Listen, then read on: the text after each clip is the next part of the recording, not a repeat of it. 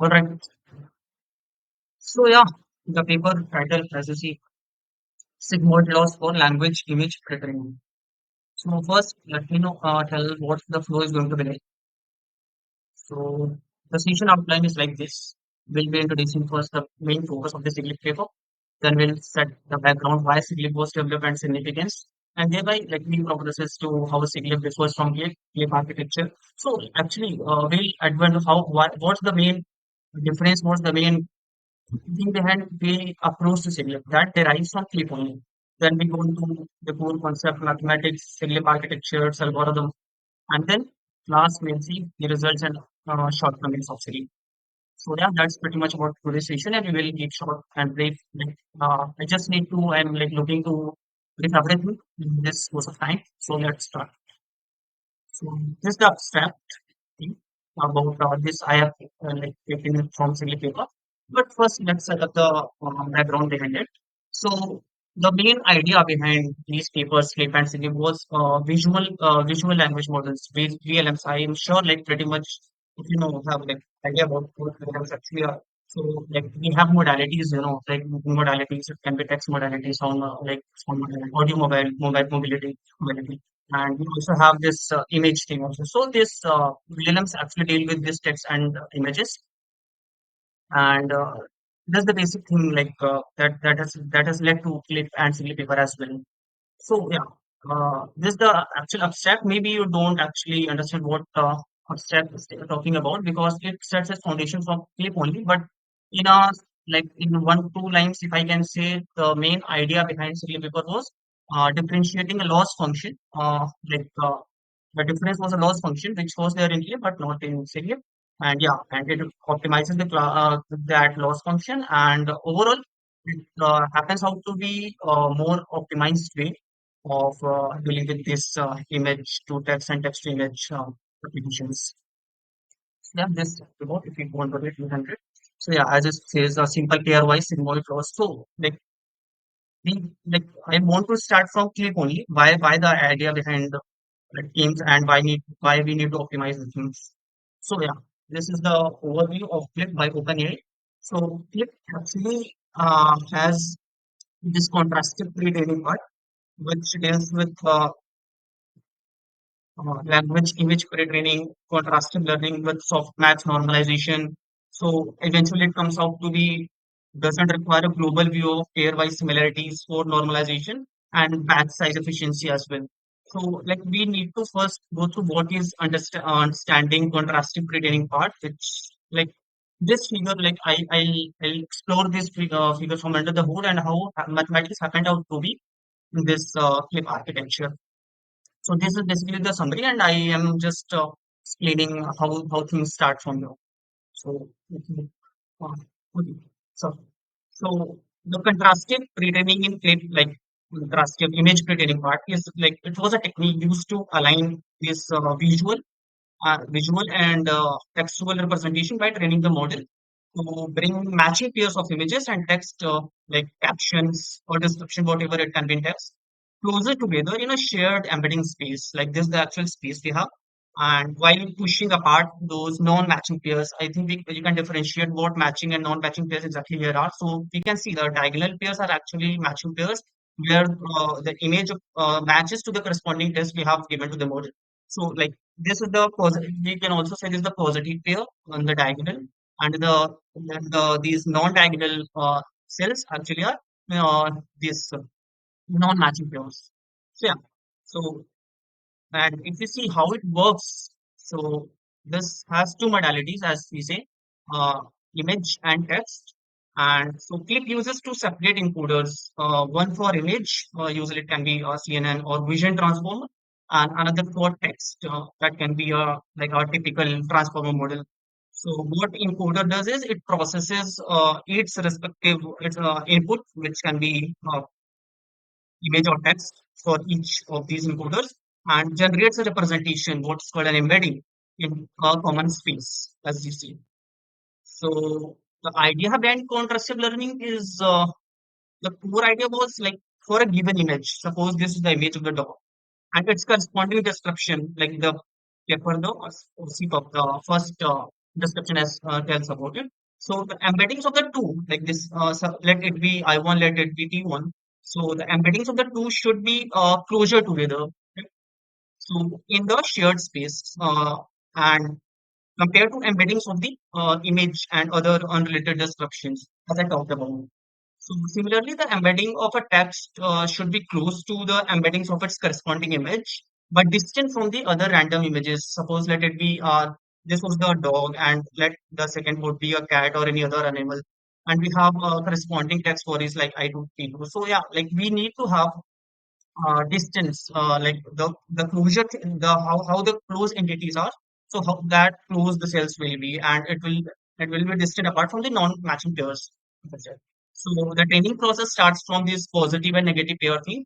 So it aligns the images and text embeddings for matching positive image text pairs while making sure uh, that unrelated negative image text pairs are dissimilar in the embedding space. Uh, I think this makes sense. Can someone tell? I just want to know if this makes sense to all. Yeah, Hello. yeah. Okay. Okay. You can speak. Like there is no such thing like you can't speak. Yeah. Actually, my I am just opening the slide is on another tab. I need to switch to this tab to like see the chat. So you can just speak. There is no such conversations. All right.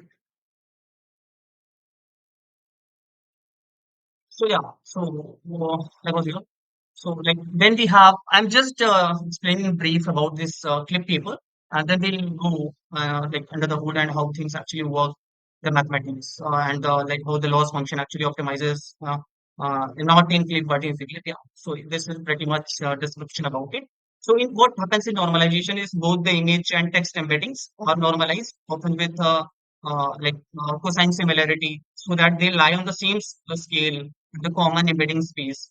So we need to have batch-wise learning in Clip, and this was the pretty much one of the reasons we have SigLip paper also. So like in Clip we have large batch size, like it is 32 K. So it really requires a lot of GPUs as well in any part. So so what happens concretely is both image and text features are gathered, like all gathered by all GPUs. So it was pretty much memory, not memory efficient thing. Yeah. And so I was in the cosine similarity part. So the model is trained to correctly associate matching pairs and penalize the mismatched one. So next, this was all about contrastive pretending part. So so this comes to the second. What this is create dataset classifier from the label text. So we have these texts, and for that particular one text we have text encoder to detect these text embeddings. So for these all these texts we have text embeddings, and for one image we have this image embedding. So what happens eventually is, so in zero shot image prediction, what Clip tries to do, because it aligns images and text in a shared space like here, so it can generalize to new tasks without task specific training, and that was pretty much efficient thing. The Clip paper, like when the Clip paper came, it was out of thing like out of curiosity, like it's not requiring much of the training part, already it is trained, and like you like as it's shown, like this is zero shot prediction. So it is aligning images and text in a shared image, so it can generate to new task without task specific trainings, right? So for example, let we have a given set of classes described in text. So Clip can classify images based on their similarity to the classes descriptions. So even if it hasn't been explicitly trained on these classes, it eventually let out to we have these uh, corresponding images with the text. So this is achieved via batch level soft max based contrastive loss. Even if you have heard a bit about the Clip paper, though it will eventually like it is only talking about soft max functions only, like and latter it led out to be like it was replaced by sigmoid in this Clip paper. So what happens is when I show you the equation, so there like this applied twice to normalize the pairwise similarity scores across all images, then all text. So I think it will not make much sense as of now, but as we go through the mathematics part, I'll make sure it will make sense of what I'm talking about actually. So yeah, this is all about this slide. So that's so yeah. softmax laws for language image pre-training. This was about our clip paper. So what happens eventually is we have many batch. There can be many batches, but I'm talking about a batch. We have image I1 for like it can be shown I1 T1. I'm talking about I1 T1, I2 T2. So there are many like these are actually part of many batches of image text pairs. So what we are trying to do is we are aligning for a particular image a corresponding text in this space matrix while pushing embeddings of unmatched pairs. Like suppose we have I1 T3, so they are that are kept apart, and the close pairs are kept in the diagonal purposes, and it eventually leads out to we have correct pairs as well. So it is assumed that for all images, the text associated with a different image is not that. Yeah, that is pretty much told about. So yeah, this is the softmax laws actually, and this is the pretty much I'll explore every bit of it so that you can know how this is not efficient thing and how it let out to uh, the sigmoid function. So actually, there was a section in the paper which says that uh, a naive implementation of the softmax is numerically unstable. So I have on this thing, this I posted on Twitter as well. So yeah, actually, this is the proof of why softmax is numerically unstable. I have shown like this softmax eventually led to like we have e exponential power which can go to infinity as well.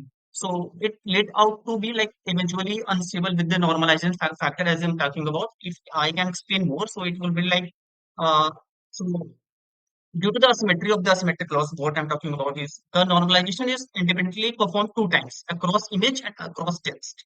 So if I go through this, so yeah, so clip loss is asymmetric with two terms. That first term finds the best text match for a given query image, while the second term finds the best image for a given query text. So, if this makes sense to you, so we are just iterating, not iterating, but eventually, like we are performing two operations here. Like we are performing image to text and text to image as well. So this is like for every positive pair, we have normalized all negative pairs here in uh, for this text to image to text, I'm talking about is every positive pair is normalized by all negative pairs, and like yeah, vice versa for as well. So this is one of the main reasons suffered by clip implementation as its loss function sees. So yeah, I mentioned note this is some asymmetry as well. The normalization is independently performed two times across images and across text. And yeah, next. Yes.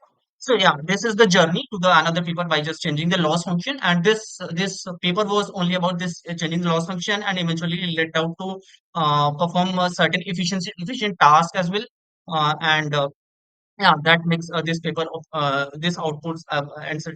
optimal as well. So yeah, this clip paper, what it tries to be contrasting approach with cross entropy loss, and this is the normalization factor. Like we must go through each element of each row and each column. What I talked about, and yeah, if suppose and I'm like what is in mind like eventually what it will do now like it will we have like we are iterating for like text to image and image to text, so we are accessing all the GTO parts as well. So what happens out to be we have like the complexity goes to O and cross N, so O of N square it comes like it led to, and that makes the memory inefficient. I'm talking about why it led to memory inefficiency. So yeah, that was uh, okay. If I this next slide. Before you move on to the next model, I have some few questions regarding Yeah, clip. yeah, yeah. Yeah. So please go to the previous to previous slide. Oh, sure. Which one? Yeah, yeah. So here, Yeah, yeah, the softmax laws. This means I don't find much difference between the two softmax, and means the only difference is in the denominator, that is xi dot yj yeah, in the yeah, first, yeah. and the second is xj dot yi. So Yeah, just to make easy for me, can you just tell that yeah, yeah. xi See, is the image or and yi is the text? yeah, yeah. The description above says a lot about it. Image to text, like we are going from I to J, like image to text space, and here it goes from text to image space. So we are like summing these all these exponential powers of these like for a like if I have image I1 for T1, so it goes like X1, Y1, and like that, and for the like it vice versa for the other part. So yeah, it's all about Okay, it. okay. Like this is So going in for this way only.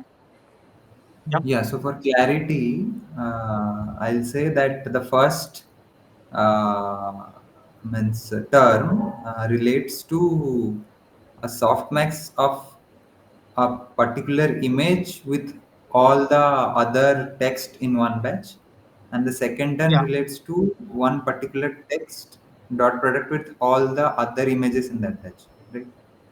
Yeah, yeah. Actually, like if you see mathematically, like it's done using software function or like our similarities between embeddings, which turn down similarities into probabilities. So this is lost actually. If you see the like actual probability equation, it is e power like the what is the similarity function you are using with I what is what image is and like this g what like this text is. So yeah, like I think yeah you are right. This is the only like reasoning behind it. Yeah, yeah. So I would request, please, means be a bit slow because means in online means the words get skipped a Sure. lot. Sure. I'll try to be as Yeah, slow as possible, just to make you understand. Sure. yeah. So Just to clarify, I had a addition here. The xi is f of I, the capital I, divided by the norm of fi, and yi is g of ti divided by the norm of g of ti. So this is given in the paper. So I just Yeah. wanted to add what Yeah. xi Sure. and Sure. yi have. And Yeah. these the function f is the image model, and the g is the Yeah. text model. So yeah, you can Mm. take Yeah. a stab at Yeah. that. What I have was for like adding those meaningful slides from clip paper. Like eventually, it is like explaining about clip. So I was focusing on pretty much describing what clip was and how does turn out to be clip and why we need. So yeah, like you're right. So that much I said I like I'm sure like it makes sense to Yep. what I'm yeah. Cool. asking. Thanks. So sure. So another question I had is in the Yeah. beginning, you said that something makes it easier to adapt to other tasks. Uh, so you were mentioning about the task thing. So can you just repeat that? Uh, like, yeah, like the SigLip or clip. I'm talking about what? Yeah, you're in the zero shot phase. Yeah, You're mentioning yeah, that some concept is making yeah, easier the clip model to adapt yeah, to different tasks. yeah. So Actually, like what is we that have. thing that you In mentioned? zero shot we don't provide examples to the model, right?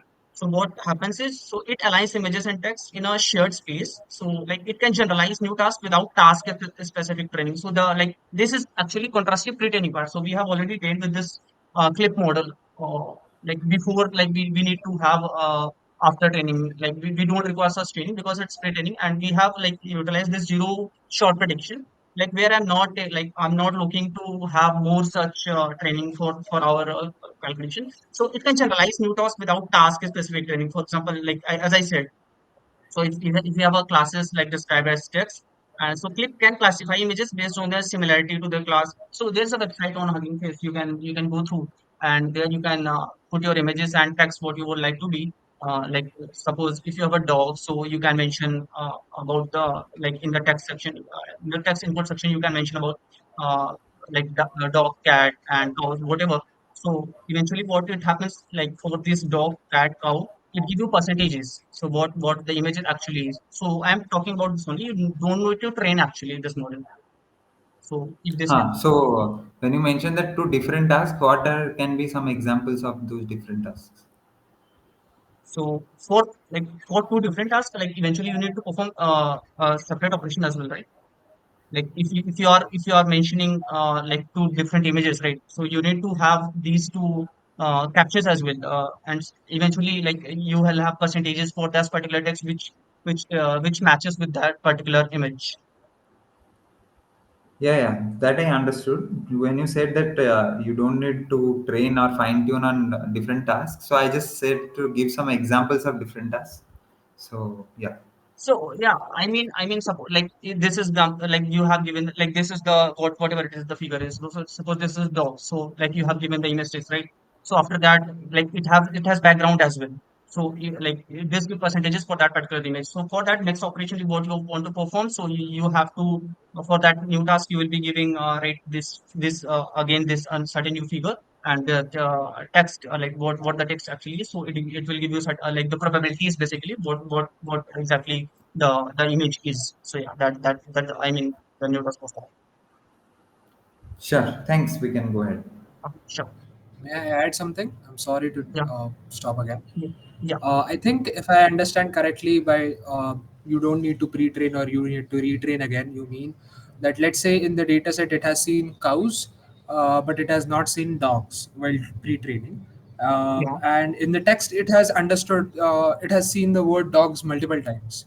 Yeah. So it will be able to adapt from language domain into image domain whenever it sees dogs in inference mode, let's say. That is where the embeddings comes into place, right? So like we like it will match Okay. what matches the best. Like here's the this like we have text and image embedding side. So what's the most probability out like there can be like here I'm talking about the diagonal.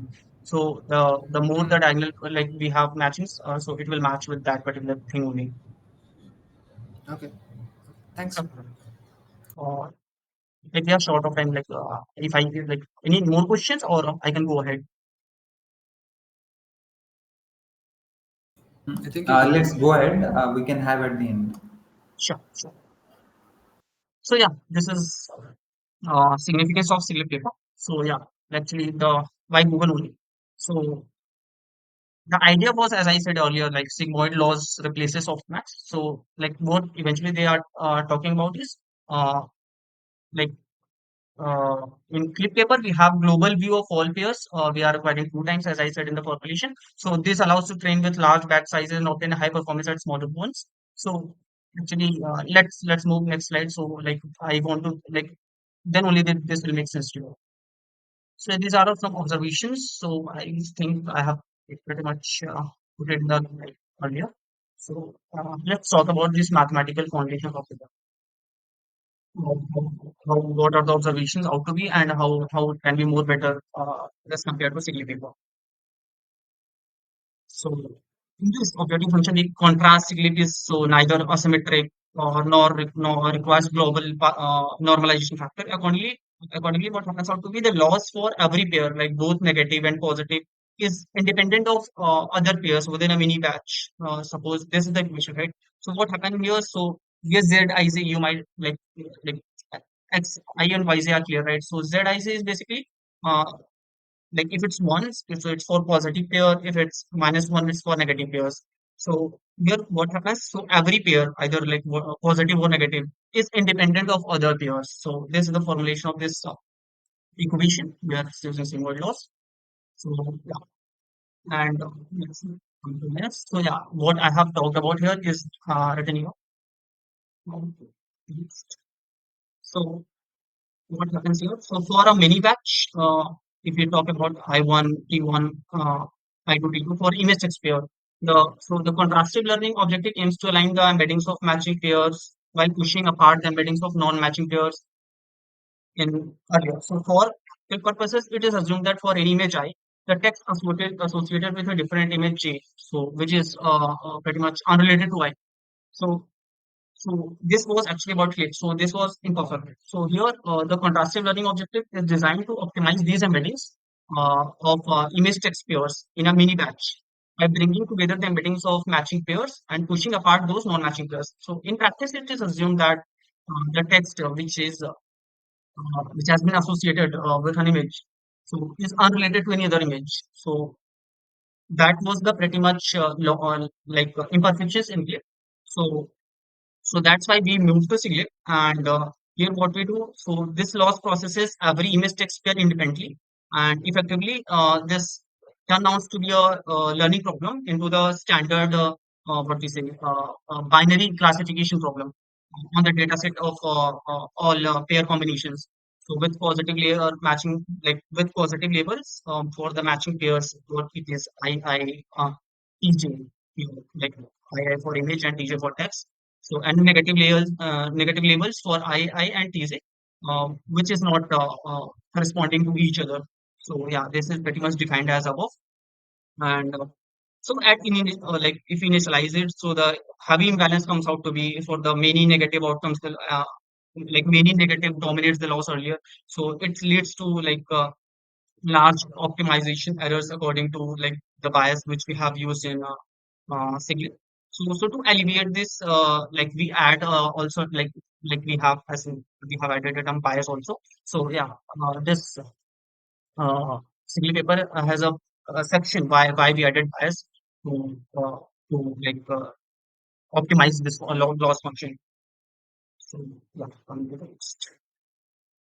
Unlike softmax contrasted loss, sigmoid doesn't require computing globalization factor. So I think you pretty much know what's global normalization factor actually means, which we have encountered in field paper. So this single paper is actually encountering that and optimizing as well. So how does that happen? It processes every text image independently. Like in the clip paper, what was happening there? So for image to text, we have image like text image also, and this was giving us open square loss, open square time complexity. So here it is creating every image text pair independently, and later you will see like this is dividing into chunks as well. So that was pretty much differentiating factor from clip and how it actually optimizes these loss. So yeah, turning the learning problem to a binary classification problem. So yeah, I was talking about this only. So so the key idea was per devices batches. So actually I had a diagram there. I'm able to double it. So we have, if you see this loss function actually, so if we can go through how it's happening there. So instead of working with this entire data set at once, whatever like we have image related as whatever it is. So this method processes data in smaller batches on each device. So there are certain devices, and we have corresponding batches to it. What how is going to be. So the batch size per device is denoted as this B by D, where B is the total batch size and D is number of devices. So what happening is there. So the outer loop here, you see, this is the outer loop, this is inner loop. So outer loop iterates for all devices, and the second loop, this second loop swaps negatives across devices, and the third and fourth loops, like these compute per device loss. So the third loop, if you see this, so this is iterating over all local positives, and this is over negatives from the next device, what is encountering. So yeah, this is the formulation of this loss. So what are the advantages if we talk about? What can we like? How is optimizing the things? So this formulation avoids the need for expensive all gather operations, which was in Click, where we were gathering through all such combinations, image to text and text to image pairs. So it doesn't require creating a large memory intensive matrix of pairwise similarities like that was in I talked about for n crossing matrices, the order. So it's particularly efficient for sigmoid loss, and as each pair in the loss calculation is independent. So yeah, if let's go to, I'll be back to this. So this efficient chunk implementation. So this further avoids the need for expensive algorithm operation. It does not require creating large memory. It's pretty much simple. So this was the crux and basically how it happens out to be efficient loss implementation in SigLip. So yeah, we can spend some good time here how it happening, like how it happened out to me. So this image is illustrating distributed training process for SigLip across multiple devices. So let me like break it down in step by step what happening there. So we have this. There are three devices: device one, device two, device three, and like in the same like in one column as well. So each device hold four images and four text representations. So the diagonal pattern shows that each device initially only has access to its own data. Like for this I1T1, I2 quickly. So like this has happened out to be for all images and text. So next we have local computation done this like we can say this like a V. So each device computes a portion of the loss function, and so like this areas highlighted in red, and blue.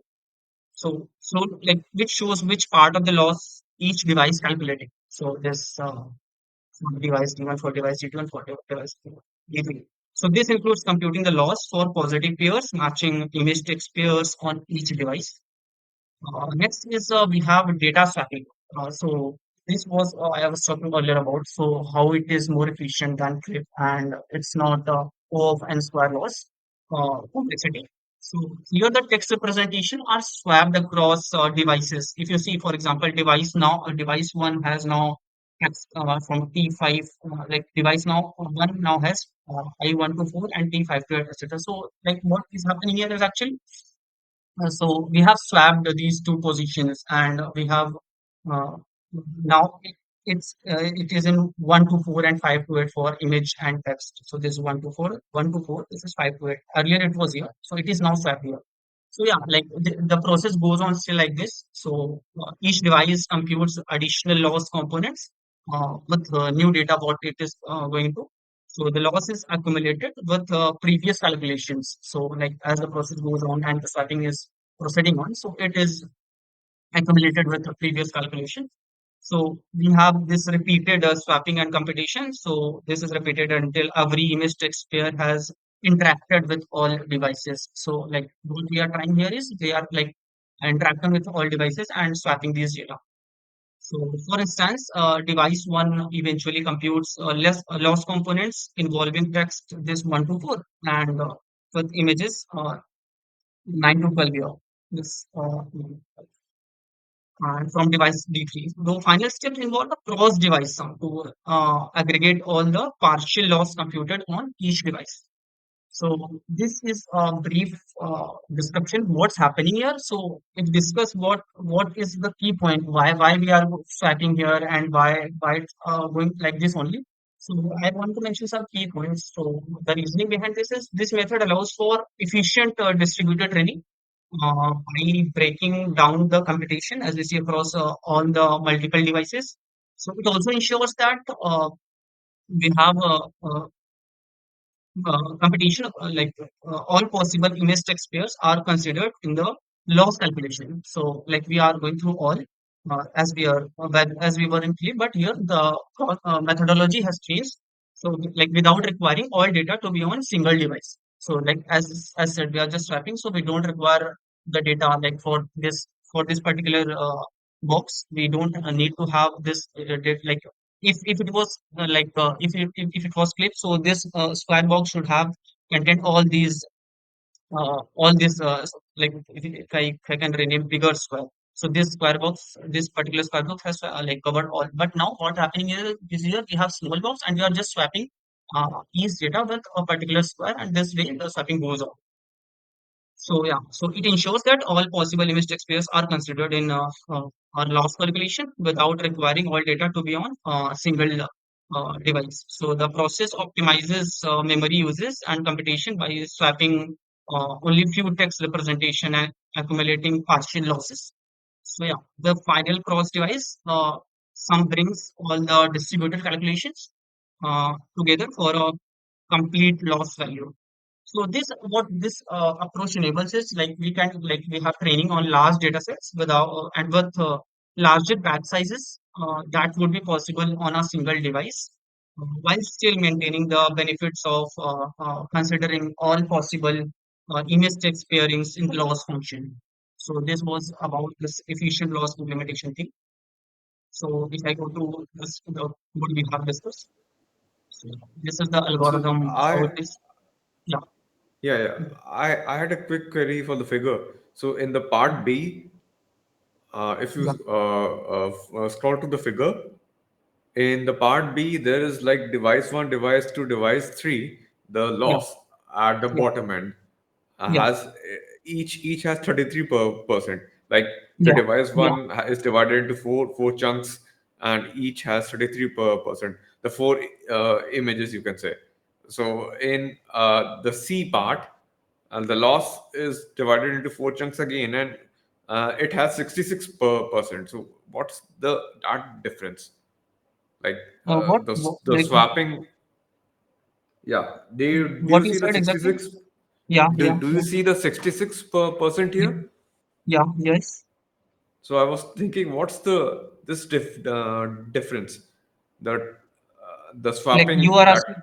Yeah, Yeah. yeah, it makes the difference. Like we have, like if we are swapping, like this is the best optimal pattern, right? We have this positive pair, so the encountered loss was less. But if we like here we have swapped all this data with this, so like it eventually is like increasing loss percentage for device one. As for this image text pair, we are now in another area or another region. So that's why we have encountered this loss in this area, and even like thereby we have this particular losses as we have swapped. So this is swapped with this row and like this row, and now this is with this. So yeah, that is why that's the reasoning behind we have encountered loss. Oh, so this is kind of like it's taking. What's the 66% in increase? Is it the memory or is it the whole? So So I would like to answer the yeah, question. So the yeah, point is that the losses get accumulated for every data point, as we Okay. have in PyTorch. The Hmm. losses get accumulated for all the data point, and the back propagation happens for all the losses at once. So that's why it is increasing.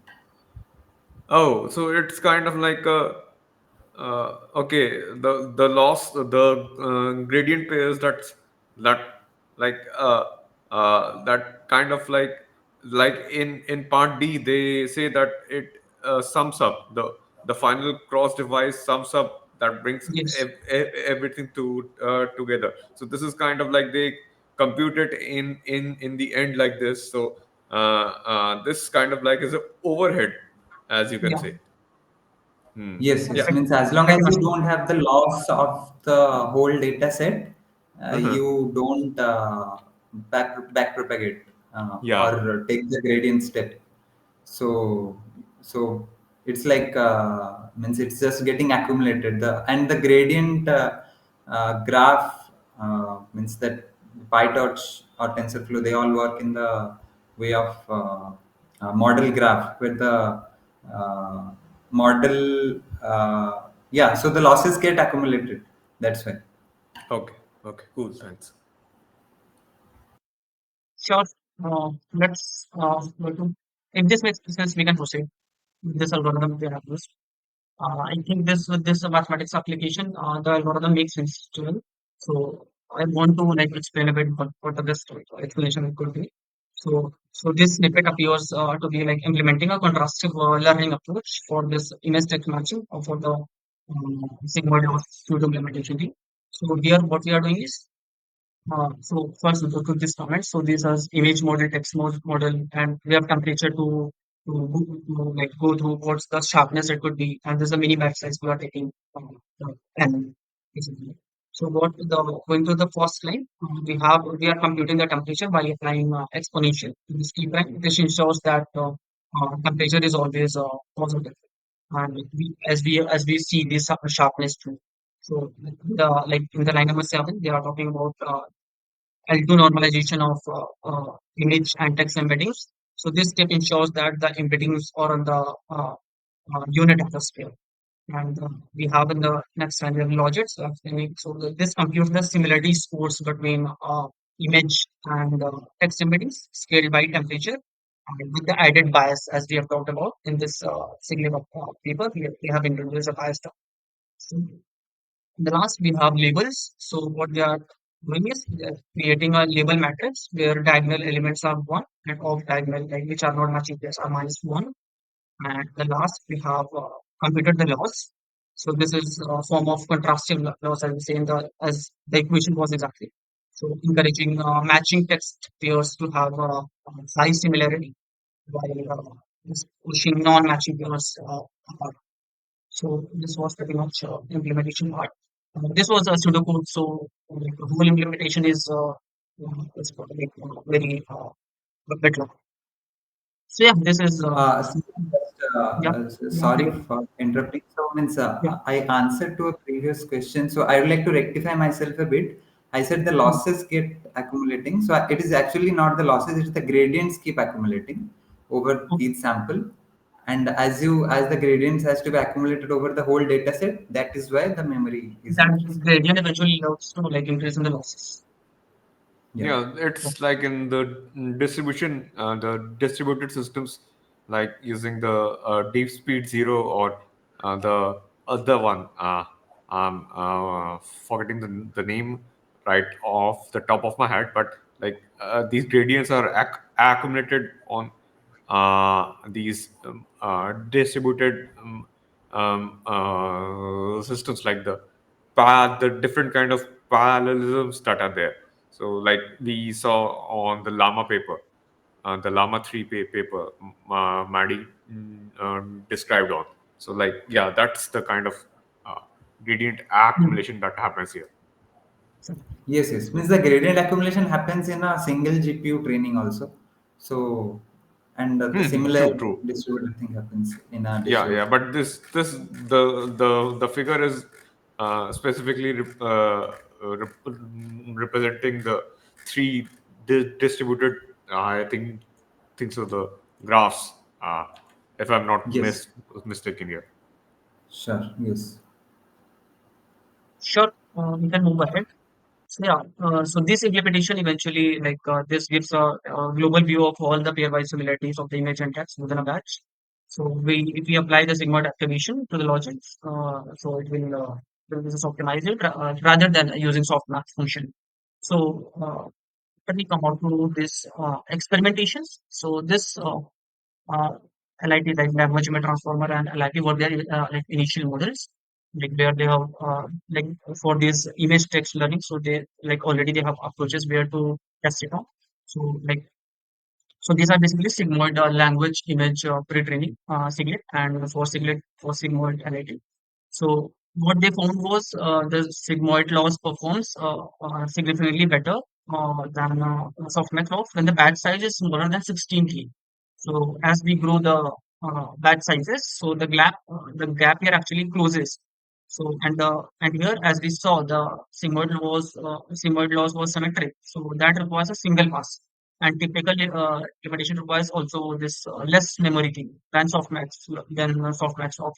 So, so this enables successful training of a SigLip model when we have a batch size of 1 billion.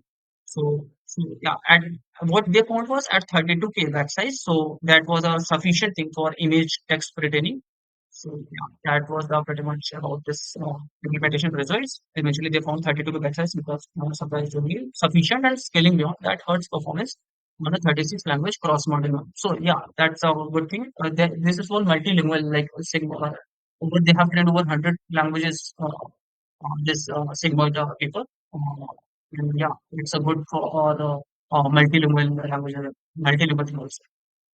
So this is the next experimentation they performed on. Yeah, it was pretty much after that only. So yeah, large batch sizes results in a big performance boost, but needs a sufficiently long scheduled ramp for short scheduled very large batch sizes result. So this similar thing was happening in Clip also, but now as they are comparing sigmoid and softmax, so that measures how zero shot transfer results with different training durations as we increase these image net zero shots and examples we have seen exactly in this approach. So this was the experiment. Like there are several experiments they have performed. I have put what significant it could be. So, yeah, this is the next one, the efficient batch composition.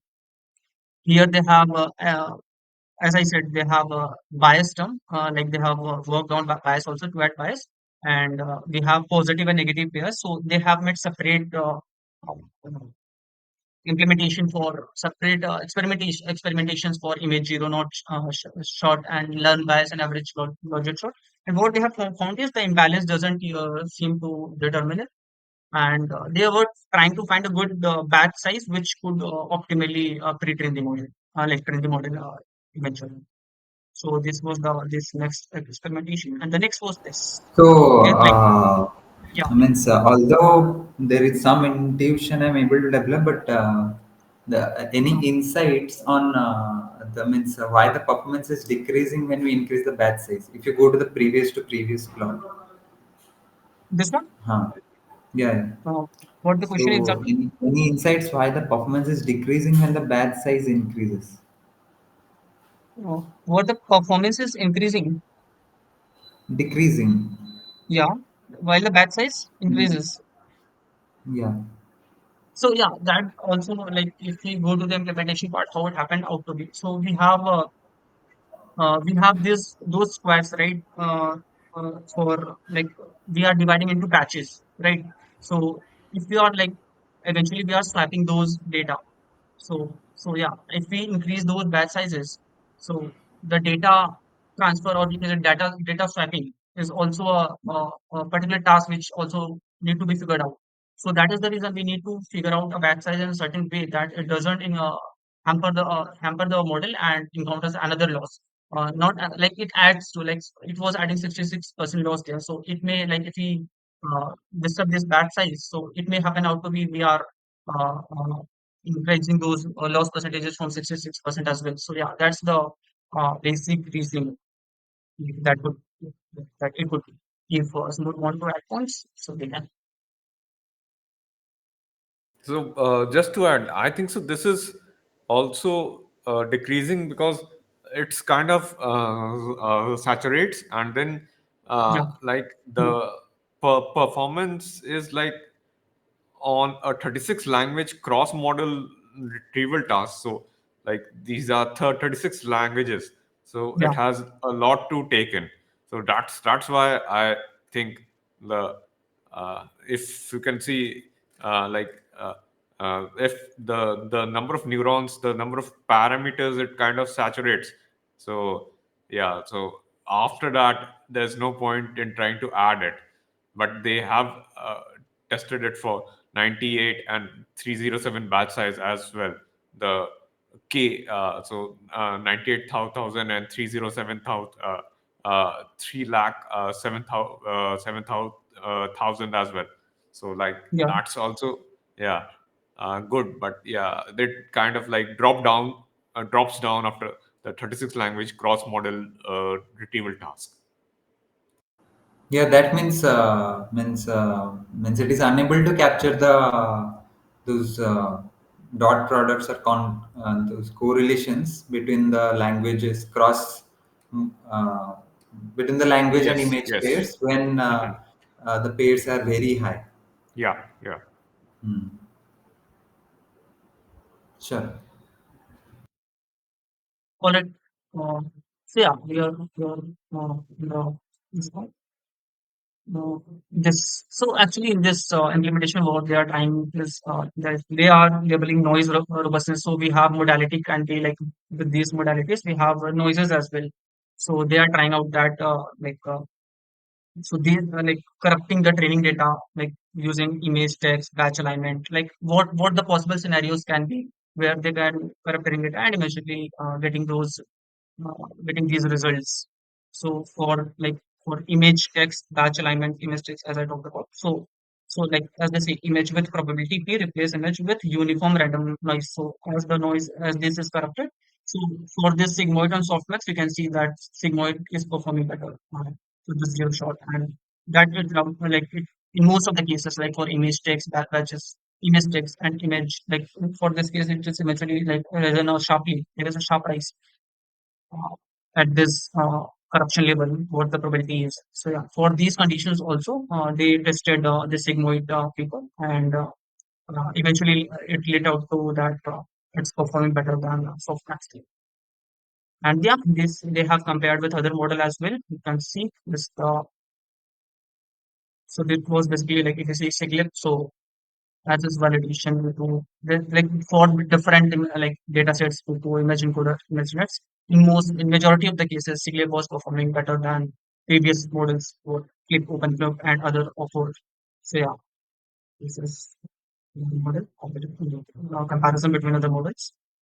So yeah, this outperforms all significantly larger models. So if we have a one of you, see.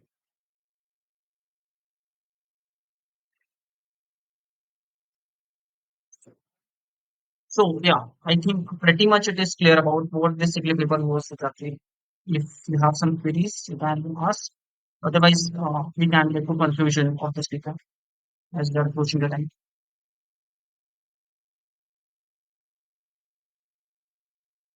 So yeah, like they say, I have uh, like divided these conclusion points into like these points.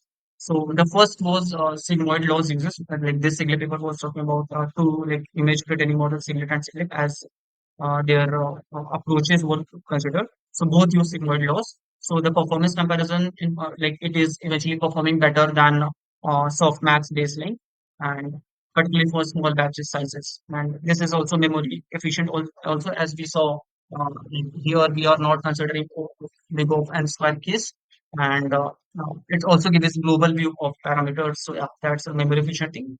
And yeah, optimal batch size, which they experimented, was 32K, and it gave the optimized performance in this contrasted learning part. So this was the area that they are considering, and they were saying this could be the area where it can be more like we can see to work on and optimize this, like understanding the bias term, introducing sigmoid loss, which they have introduced there, explore robustness to bit data noise, analyze the effect of positive and negative pairs ratio, like they were separate, if we see here. So we have a bit of experimentation here as well to figure out what could be the better case. So yeah, that was pretty much about this paper. If you have queries or something to discuss, you can just turn on your mic. Just So I actually missed the point. So why is the sigmoid loss more memory efficient? so that basic thing was in clip, like in the clip model, it was everything as I said in the mathematical formulation. We are going from image to text, text to image in the for whole image text pairs, right?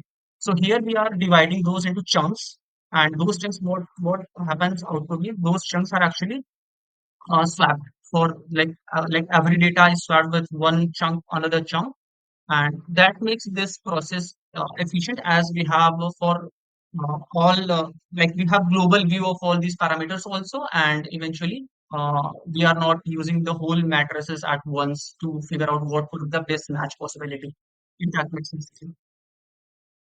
So why can't that be done with softmax? Means why is the sigmoid more memory efficient than softmax? If you can go to that slide. Which one? This one? Yeah, yeah. I think above this.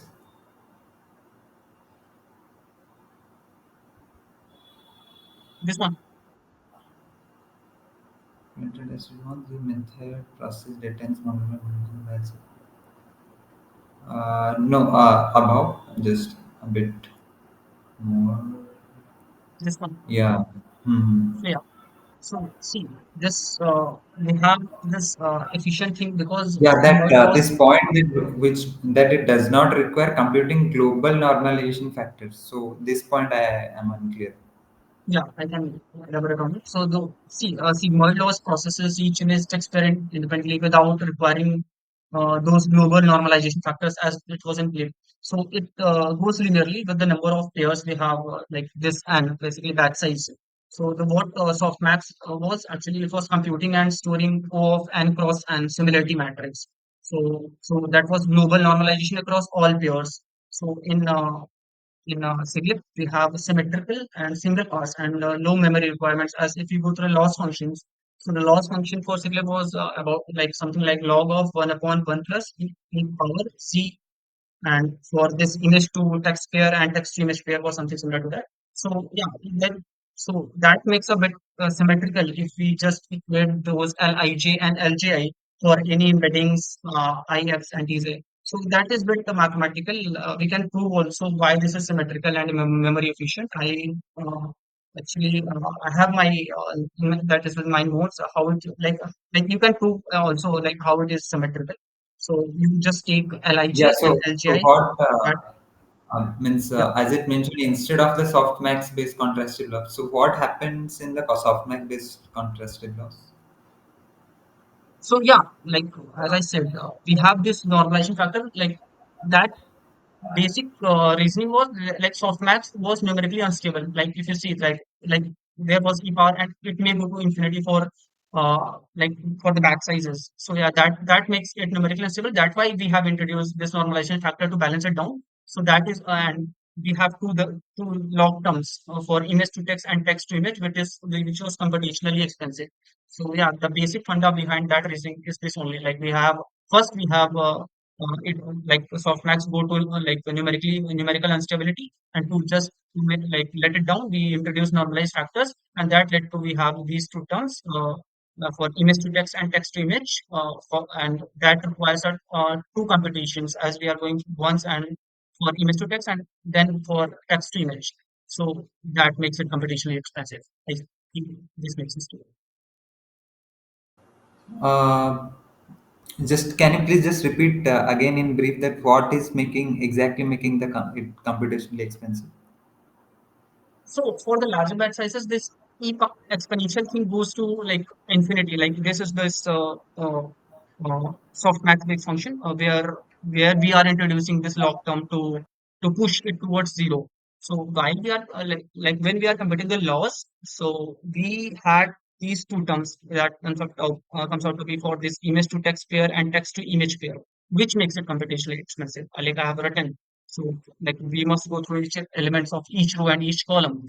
So that is why it's very expensive to just let the numerical instability down of this softmax function, and that because it's a reason that it's not asymmetrical as well. Okay. Yeah. So please, can you please share this slide in group? Yeah, sure, sure. Not I'll be the sharing, whole page. and Yeah. also I'll be attaching a proof of why this sigmoid makes it's symmetrical and requesting for process. Sure. Any more questions after this?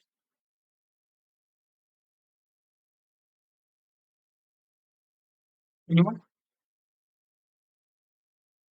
So yeah, think this session was quite informative, and I have pretty much discussed about what what led Click to SigLip and how it was better. Sure.